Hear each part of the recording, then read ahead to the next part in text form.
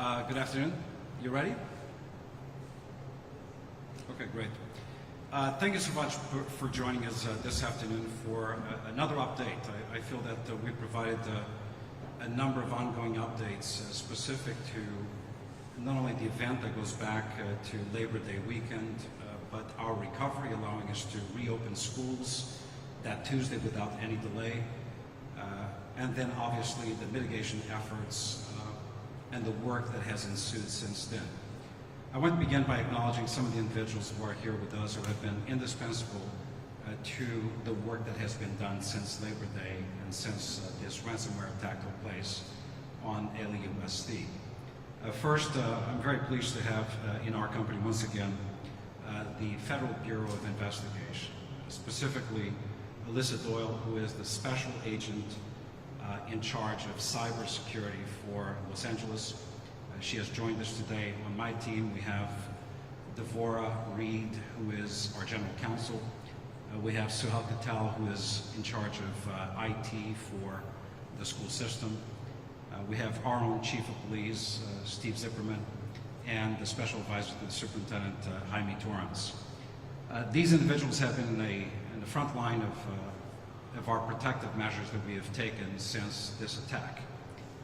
Obviously, a lot has happened since Labor Day, and perhaps the most momentous evolution of events took place yesterday with the release of data that was promised to be released today, 4 p.m. London time, but was in fact released about one day earlier, yesterday, Sunday. We understand that this is an issue of grave concern to our community. By community, we're speaking about our employees, the parents of our students, the students themselves, and in this case, a significant number of private sector contractors, specifically maintenance contracts and construction companies who do business with the school system. We know that many people, since we activated the hotline, have contacted the hotline to obtain information. And I'll revisit the hotline in a little bit. To help our families and workforce navigate this condition, we have not only established the hotline that currently operates from 8 a.m. to 5 p.m. As of tomorrow, it will operate from 8 a.m. to 8 p.m. This hotline is manned by a third-party private sector entity. We understand that there have been some delays in terms of accessing information.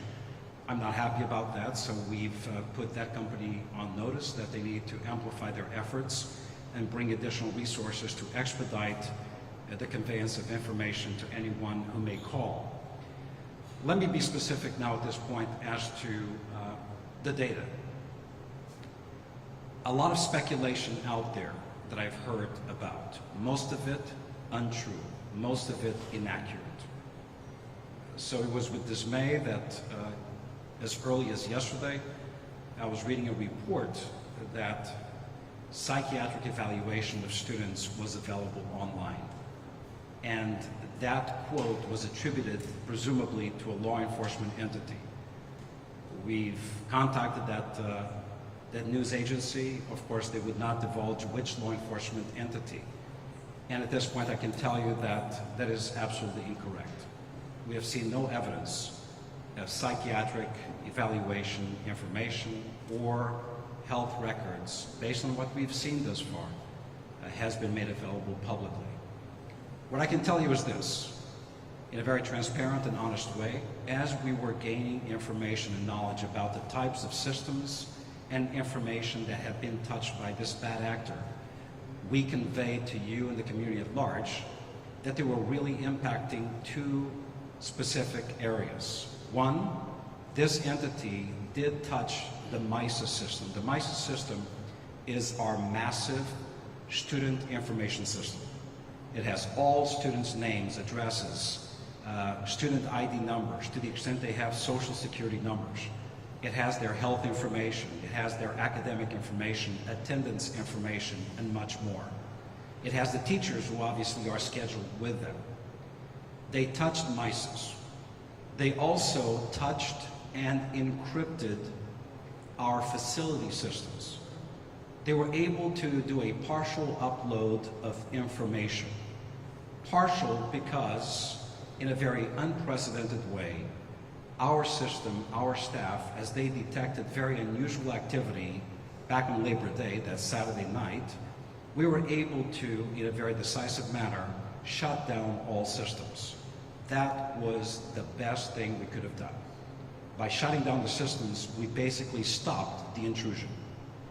In addition to that, it was, in essence, the equivalent of shutting the doors on this entity. Not only did we shut the doors on them, they left some of their assets within our system.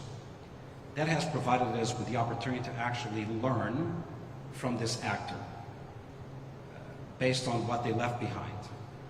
They were able to upload some information, but they were able to upload a very, very small percentage of our total IT asset. Very small percentage. In the facilities area, this is what we thought they had been able to access. Number one, they encrypted the systems themselves, and they were able to upload what we thought then were a number of contracts that were stored in the servers. These contracts are contracts for maintenance work, construction work, bidding information, contract award information, and the like, as well as some degree of personnel information. The vast majority of it was not our personnel, not our employees, private sector contractors.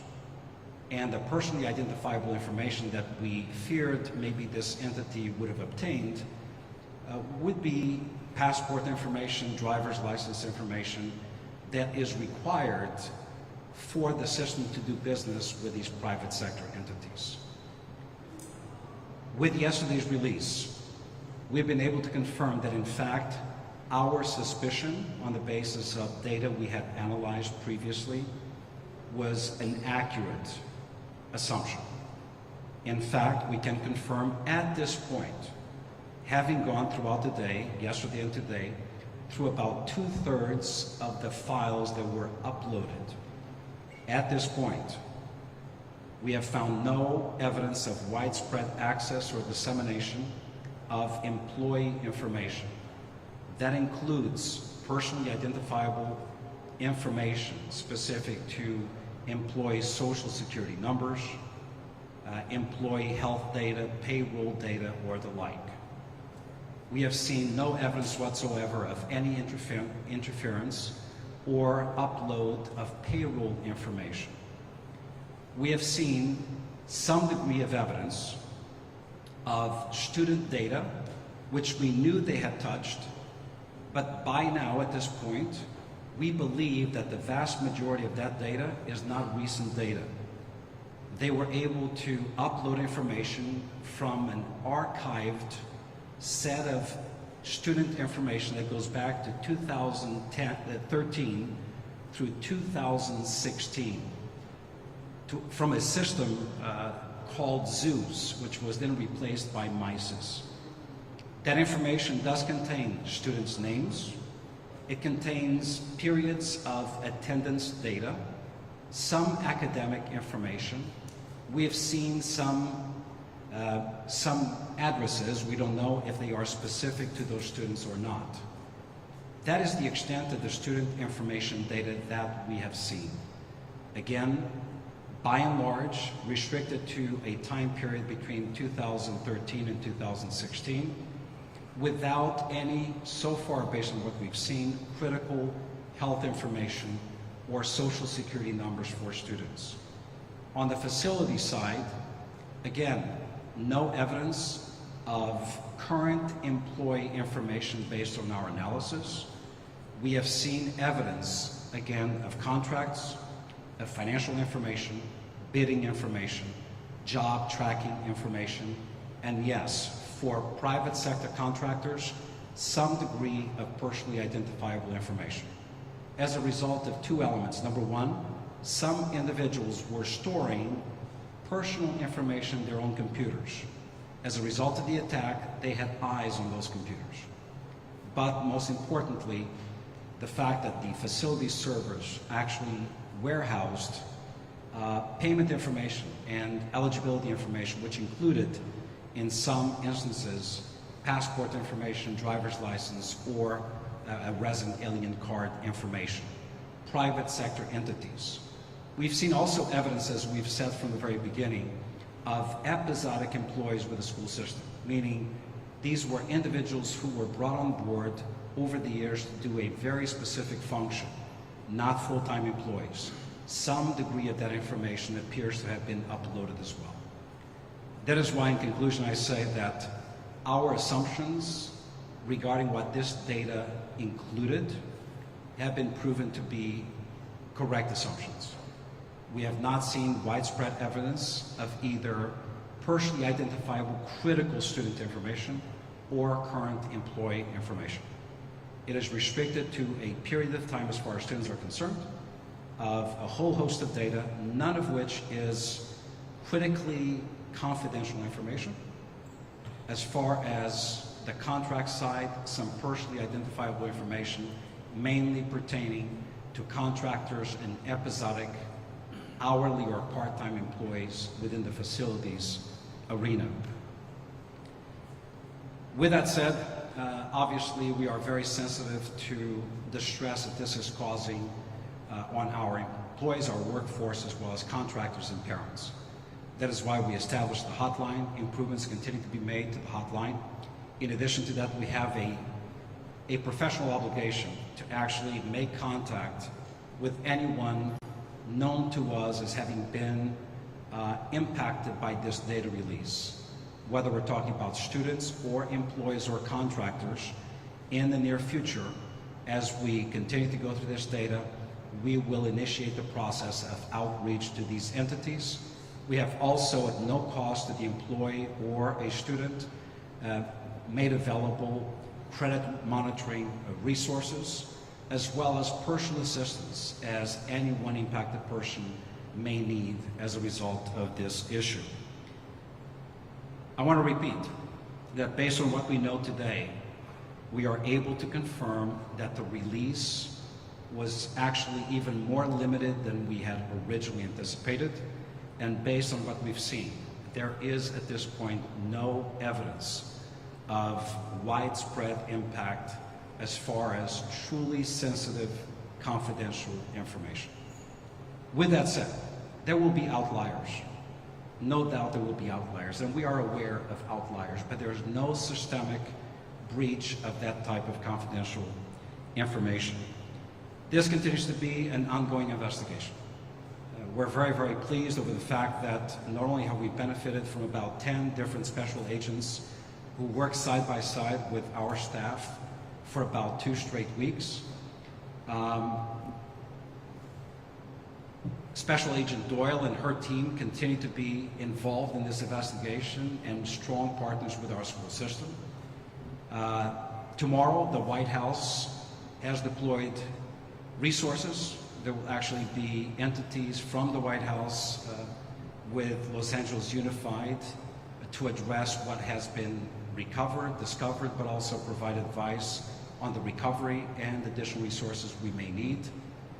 We've had very productive conversations with the governor's office, particularly over the weekend, with the governor's office declaring any and all assistance we may continue to need, that it will be provided. So we have both strong local assistance from the mayor's office, City of Los Angeles, FBI, the White House, FEMA, CISA, as well as a number of other federal entities. In addition to that, obviously, the strong support of the governor of the state of California. So with that said, we're not out of the woods yet, but I can tell you that after exhaustive review of the information beginning yesterday, after the release until today, with 2/3 of the systems having been reviewed, our level of concern has actually de-escalated rather than increased. That is good news. We're going to leave no stone unturned, and anyone impacted shall be contacted by the school district. One bit of information regarding the hotline. I know there's a natural propensity for individuals to make a call. You know, here's my name. I want to know if there's any information associated with this data release. That's not very productive. We're not ready to do that. In fact, what we will do is anyone impacted, you will be contacted. So in this case, no news is absolutely good news. In addition to that, we are communicating directly in a matter of an hour or two with every single employee and every single parent with the latest information about the release to let individuals know where we stand now that we've had the number of hours of examination of the data that has been released by this actor. Two additional points. We never entertained any negotiations, nor did we actively, directly, or indirectly engage in negotiations. I'm being a bit freer now about what has taken place. There were suggestions that we were not negotiating, but we were using somebody behind the scenes to negotiate on our behalf. That never happened. Nor did we ever entertain the payment of a ransom, because we do not believe in wasting taxpayers' monies, in wasting educational opportunity dollars, and subsidizing via extortion a criminal enterprise. That is why that was never an option. We did have an interest in knowing the type of information that this actor had, and we were able to, 2 different times, obtain some of the information they had as proof of evidence in terms of the content or the severity. The last point is that the investigation, as I said, continues. And the investigation continues with all the resources that have been made available to us. That includes federal entities, local and state entities, in a very forceful way. And we are on a 90-day period of having benefited already from a first meeting with a cyber security task force made up of 12 or 13 of the best international experts on cybersecurity, who are advising me and my team on the best systems, tools, as well as personnel assets to ensure that our district is as protected as it can possibly be. So, unas palabras en español.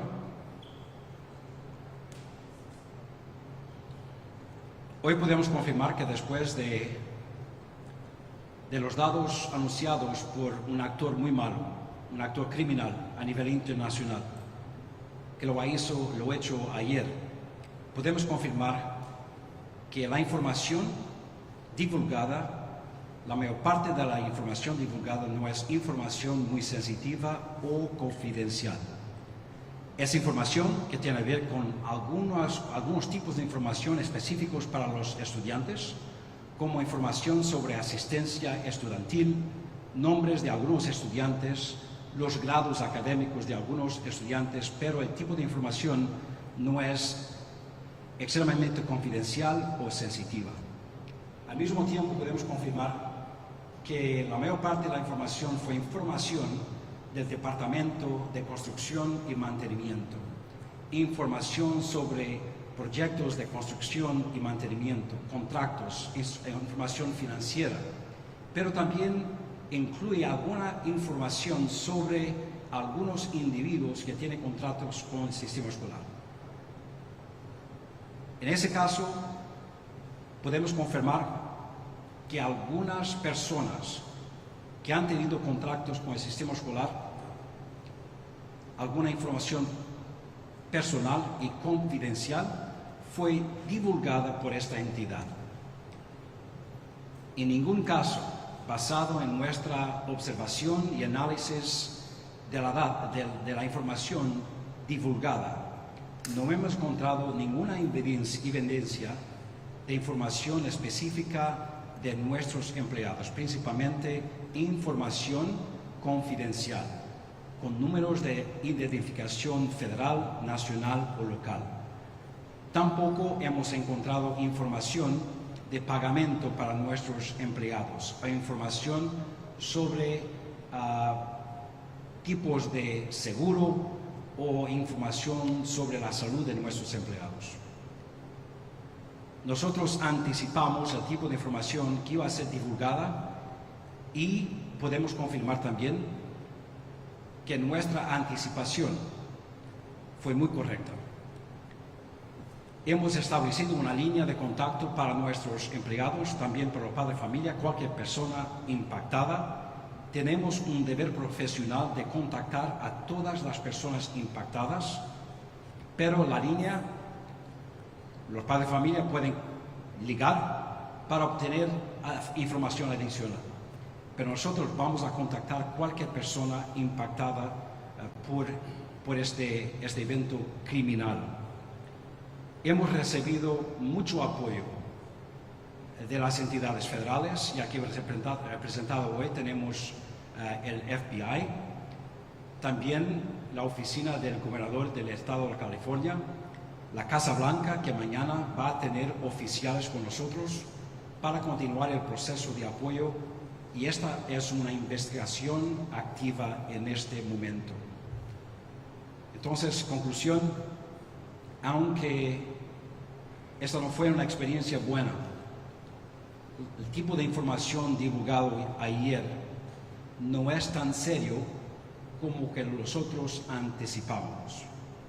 Al mismo tiempo, vamos a continuar este proceso de investigación, y puedo confirmar para nuestra comunidad que nunca negociamos con esta entidad criminal. No vamos a pagar a nadie con fondos educacionales. Eso sería un insulto para nuestra comunidad, un insulto para nuestros niños. Y la investigación, claro, continúa. Okay. Unless you want to hear in Portuguese and French, I'll go to the questions. Superintendent, how do you know that there's not more data? I mean, you know, they could have, it's possible, according to cybersecurity experts, that they could have been in your systems without you knowing before the attack was discovered. So on what basis can you promise that there's no more data that's been divulged? And a second question for you is, you're insistent that there were no negotiations. Did you ever, as has been suggested, stall them by saying we may be willing to negotiate? I mean, like, you know, it's, sure. There are people who've suggested exactly the opposite of what you just said. So on the first question, there will never be absolute assurances, right? But what we can tell you is this. This entity is well known to federal investigators, is well known to cybersecurity experts, and this entity has followed to a T the protocol they have followed dozens of times prior. And the process they follow is one where they tell you they access your systems, and then they make a demand, and then if you pay, they give you the key to the encryption and release the data back to you. If you don't pay, they post you online as someone that didn't pay, and therefore here's the data available to the world. So we are pretty confident on the basis of the track record and the psychology behind this entity, which is well recorded, that the experience specific to this bad actor has reached its conclusion. I cannot guarantee that, though. That's on the basis of history and trends that they have established. But look, we are pretty confident at this point, considering the fact that the work that was done allowed us to project the type of information they had and the depth. And in fact, upon the release, it almost matches exactly what we anticipated would be the data that ultimately was released. To your second question, we never stalled, nor did we ever make a promise that we would negotiate a ransom in exchange for some additional information. We were deliberate, and I've said this all along, in working with our federal partners and other entities in getting proof of evidence. So show us what you have. And we obtained 2 bits of information that actually helped us in better understand the level of depth and breadth of the information they had. But never once did we express any willingness to negotiate a ransom for the data that was obtained, or for the encryption key that would have been provided to us. Since this track record is now established in this group, can we confirm here today that it's by society? I will not do 2 things. I will not dignify this entity From me. Other people can confirm it, but I will not do that. They are criminals, they are cyber terrorists, and they attempted to extort the system out of educational dollars, taxpayers' dollars. So they are not worthy of me uttering the name of the entity. And secondly, you will never hear from me what the ransom was, other than say it was preposterous, it was insulting to even read it. All right, Emily I think Valdez. she's going down the line. Ooh, you get there. Emily Valdez with KNX. I have a few questions for you. I was wondering, how did they get in? Was it some type of phishing scam, or was it a password guessing scam? Maybe to prevent some other types of, hacking in the future. Right. So we actually don't know at this point, and maybe we'll never know. These types of incidents usually happen as a result of in-advance monitoring and detecting vulnerabilities that then are taken advantage of. But it could be as easy as somebody leaving the back door open. So what does that mean? Somebody walking away from their computer without logging off, somebody responding to a phishing email where you're thinking that you are interacting with a legitimate entity, but you're passing on your credentials to the bad actor. We don't know that. That's actually one of the most important elements of the ongoing investigation. Okay, other questions. You mentioned credit monitoring. I was a little confused. Is this credit monitoring for all, the entire student body and staff, current employees, or just those that are directly impacted? So it's credit monitoring it's pretty standard in the industry, specific to those who are impacted. So if your name, if your identity happens to have been revealed, then that's a service that we offer gratis to any possible entity that was impacted by this release. Okay. A few more real quick. How much did this cost the district total? Because I know other big hacks, actually even smaller ones than this for other districts, cost them like $10 million to make changes and fix and go through all this stuff. And then if you could briefly go over what are some of the changes you've made since then to try and prevent this from happening again? Yeah, so thank you for asking that question. I'd heard, again, reports that we already spent $100 million in this process. No, actually we've spent very little.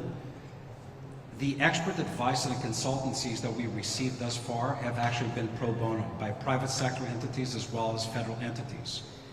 And as you probably have heard, the board has delegated authority to me over the next 90 days to acquire cybersecurity products, systems, as well as human resources to build up the adequate set of protective actions, tools, and systems to guarantee that this does not repeat itself.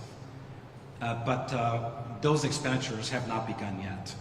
At this point, the active expenditures that have been incurred are associated with overtime of our own personnel or the episodic consulting fee associated with a very specific body of knowledge.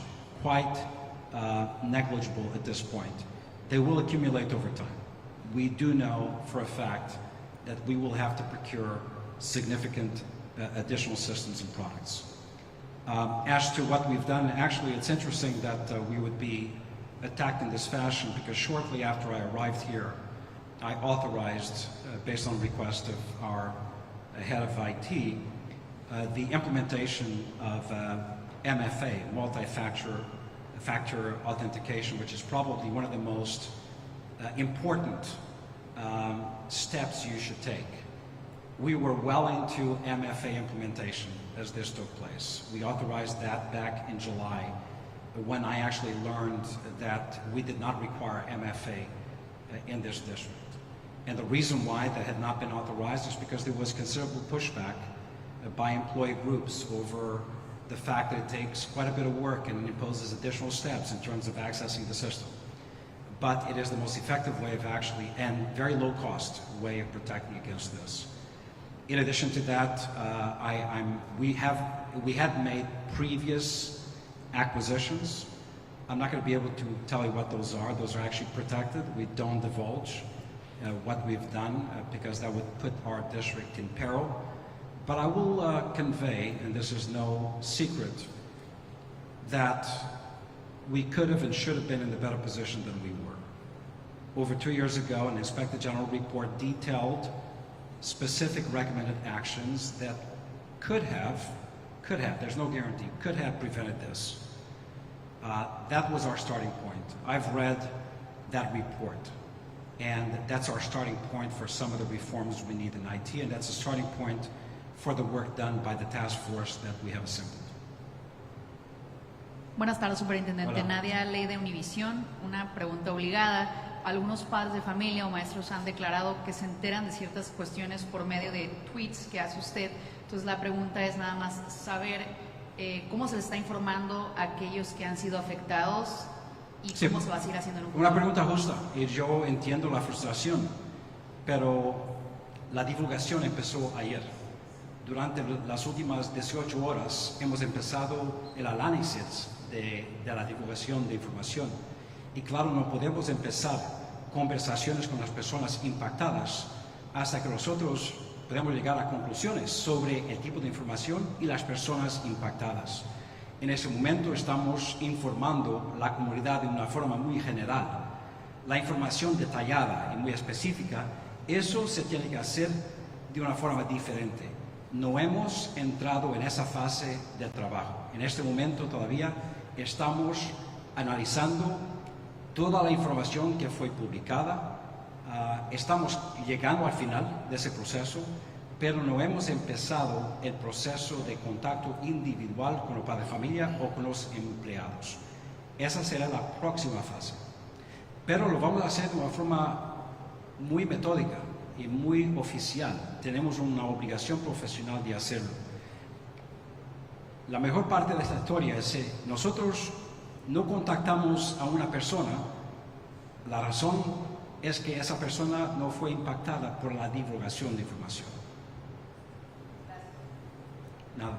So actually, we were just talking about this, but you had said that all the parents and students and employees who've been impacted would be contacted, and then you said that your parents will be hearing from you in an hour or two. That's right. But it's not the people who were contacted. That's correct. So today, obviously, we're going to basically, in a very similar way, convey to every single parent who may not watch TV or obtain their information from the newspaper. So we'll be providing information very similar to what we provided here. And the key takeaways are, there's a hotline available. If you're impacted, we're going to contact you. No need for you to contact us. And at this point, there should be no reason for widespread concern because our review of the data, it's about 2/3 done, right, reveals that even though there's a lot of information, very little of it is absolutely critical or confidential. So parents' minds and employees' minds should be put at ease, particularly employees, is that there's no evidence of payroll information, personally identifiable information, social security information. By the way, what I can tell you, and I think Kyle was the one who was asking about the interactions between the system and this bad actor. One of the messages from this bad actor to us was something along the lines of, you guys are good. You stopped this, we didn't get what we wanted, but we got something.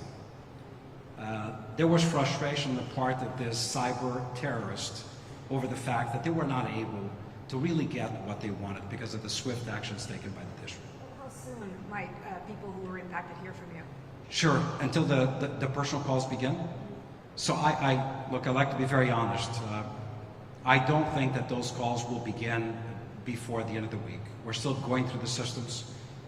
As I said earlier, the student information, the lion's share of the student information is information that more than likely applies to students who may no longer be students in our system anymore.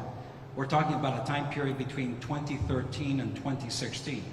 That will tell you basically that middle school students and senior high schoolers probably have already graduated. So it's going to be a pretty laborious process, right, in piecing these elements of information together to allow us then to begin the calls. So it's going to take some time. I cannot project, but certainly not before the end of this week. And you know, you've talked about LAUSD making changes to safeguard student data, but what about like apps? Because it seems like students Very good now question. are using 1 million apps. Are you going to change the requirements? for Absolutely. companies using Thank you business side? thank you for asking that question. One of the strong recommendations reflecting a significant vulnerability, which was detailed in the Inspector General report, the audit, going back to 2019 or so, was exactly that. This is a district that lacks coherence at many levels.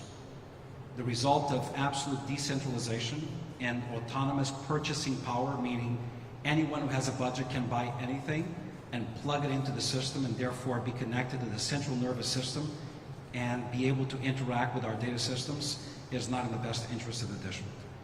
So we have already directed staff that the procurement process is going to be modified, will benefit from centralized decision-making, at least in vetting the products to ensure that they comport to the highest standards that they should, to ensure that the data protocols of these private sector entities are aligned to our own and are aligned to the newest cybersecurity protocols. That was actually what I was alluding to when I was referencing that Inspector General report of 2019, is that we know for a fact across the country there have been a number of instances, one of which actually impacted this district, where a third-party private sector application was the door that was left open to the school system. So that process of procurement, process of data access and connection to our own IT system has already begun to change. This is going to cause, no doubt, some ripples out there in the community, in schools. We've created a database, have analyzed the fact that on average since the beginning of this calendar year, schools may have spent $50 million accessing instructional technology tools directly from the school or local district offices. That adds vulnerability. We will be much more coherent in terms of what's authorized to be bought, that is aligned in terms of cybersecurity protocols that reflect the best possible standards. Hi, a couple of questions again. The data breach, the earlier data breach that you were referring to that impacted LA Unified or potentially did, was that the Illuminate data breach or something else? That's one of them, correct. Okay. And broadly speaking, and I've got something after this too, but broadly speaking, to what extent were the recommendations of that Inspector General's audit carried out? Because, you know, some of them may have been done or may have been in process, others maybe should have been done but weren't. As I've said in the very first press conference regarding this issue, unfortunately, and it pains me to say this, unfortunately, the lion's share of the recommendations were not implemented. All right, and any sense of, this is very specific, but maybe you know, how many W-9 forms were compromised? Because we've seen a sample of a W-9 form, and the data in its totality, did it add up to about 500 gigs as the attackers claimed? That's right. So the data volume was around 500 gigs. I'll ask Sohail, what's the total volume of IT assets within our control? We have about 1.6 petabyte of storage data. 1.6 petabyte is 16,000 terabyte of data. In comparison, it's 16 million gigabyte of data. This is 500 gig of data. Essentially, it's equal to the size of your laptop, what you have in your computer. Compared to our share of the size of data, it's very minuscule. Okay, and what Another about, way of saying it's a tiny little drop in a huge bucket. So what was accessed, 500 gigs sounds like a lot until you understand the size of the data files that we have. So they had access to a very, very small portion of the data profile that we maintain. To your first question, we have seen no evidence of widespread access or dissemination of W-9 forms.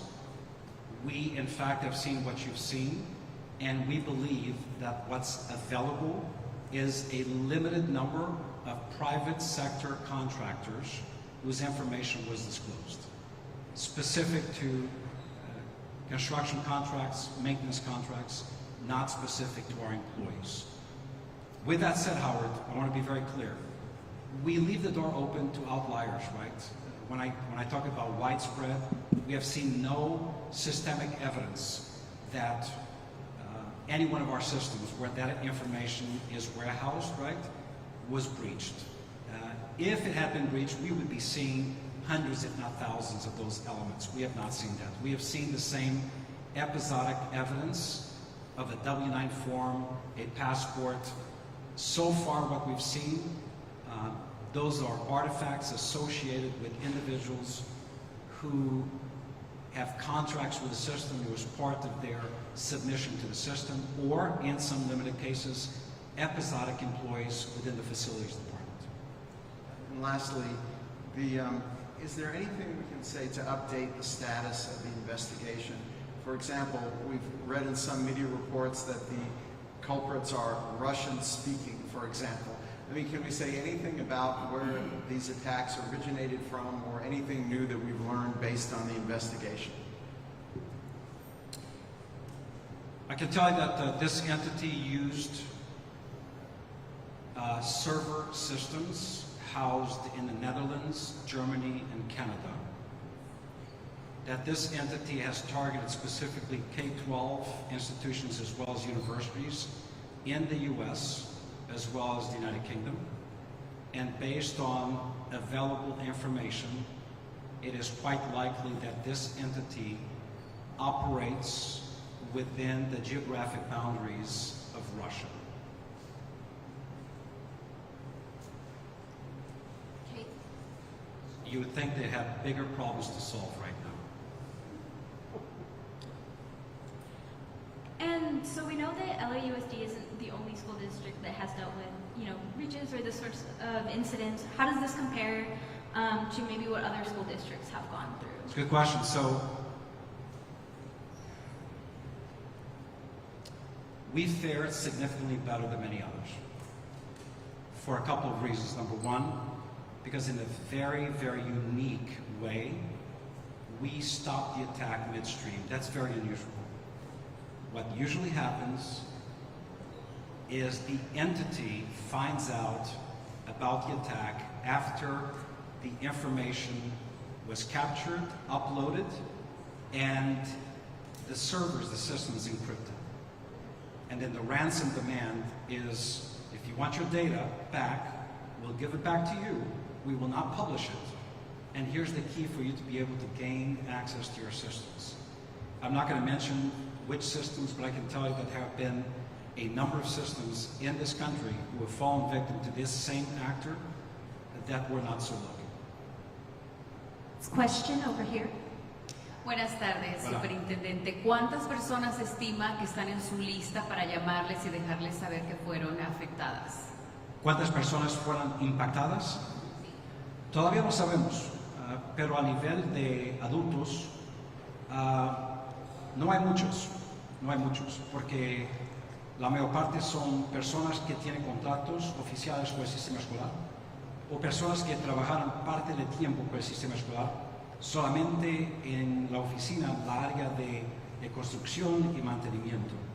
No tenemos un número exacto en este momento. ¿Ok? Thank you very much.